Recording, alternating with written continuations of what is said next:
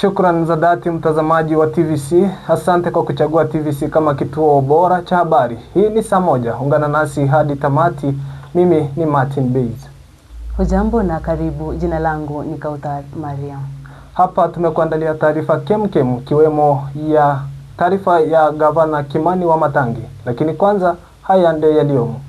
Aliyekuwa Jaji Mkuu David Maraga sasa anaitaka serikali isimamishe mfumo mpya wa elimu wa CBC.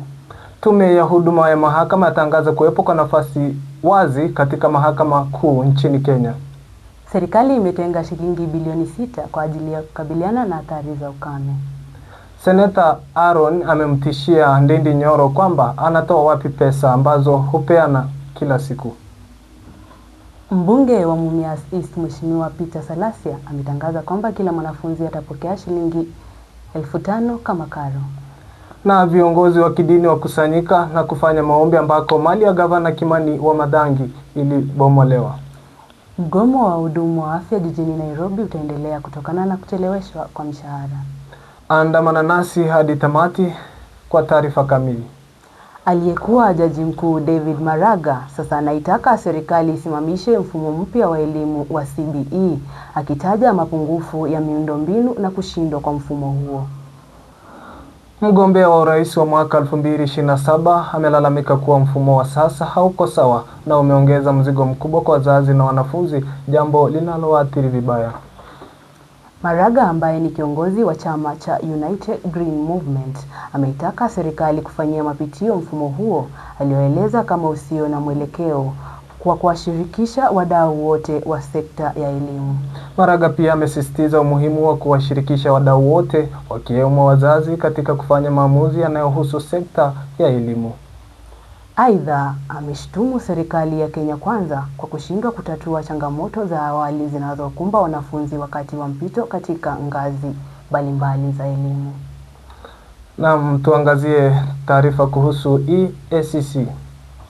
Tume ya maadili ya kupambana na ufisadi EACC imependekeza kusimamishwa kwa kazi kwa mkurugenzi mtendaji wa mfuko wa kitaifa wa uwezeshaji wa hatua hii, huku ikiendelea kuchunguza madai ya kumiliki mali isiyoelezeka yenye thamani ya takribani shilingi milioni 1.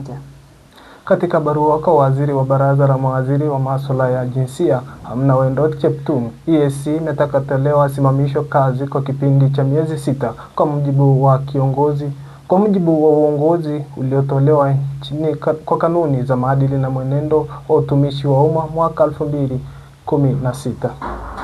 Miongozo kama hiyo pia imo katika kifungo cha 42(7) cha sheria ya uongozi wa uadilifu mwaka wa 2012 pamoja na kanuni ya 25(1) ya kanuni ya uongozi wa uadilifu mwaka wa 2015. Hata hivyo, Telewa amekubali mahakama kupinga kusimamishwa kwake, ambapo Jaji Jemima Kelly alikubali ombi lake. Jaji Kelly alizuia bodi ya NGAF pamoja na waziri Cheptumo kuandaa au kufanya kikao chochote kinacholenga kusimamisha na kumwondoa Telewa kazini au kuteua mkurugenzi mtendaji wa kaimu ya NGAF. Mahakama pia inatoa amri ya muda ya kuhifadhi hali ilivyo, ikiwazuia wadaiwa kumsimamisha, kumwondoa na kumfukuza au kujaribu kumaliza mkataba wa ajira wa malalamishi. EACC ilikuwa imemuita Telewa kufuatia operesheni ya upekuzi iliyofanywa nyumbani na ofisini kwake tarehe 8 Januari mwaka wa 2026 kama sehemu ya uchunguzi unaoendelea kuhusu tuhuma za ufisadi.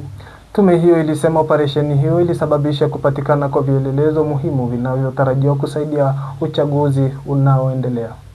Na kufikia hapo hatuna la ziada mtazamaji. Ndizo taarifa tulizokuandalia hii leo. Endelea kufuatilia TVC 247 kila siku kwa mitandao yote ya kijamii, Facebook, Twitter, Instagram pamoja na WhatsApp, yote @TVC 247. Asante sana kwa kuungana nasi hadi tamati. Jina langu ni Kauthar Maria. Nami ni Martin Bays. Hadi wakati mwingine.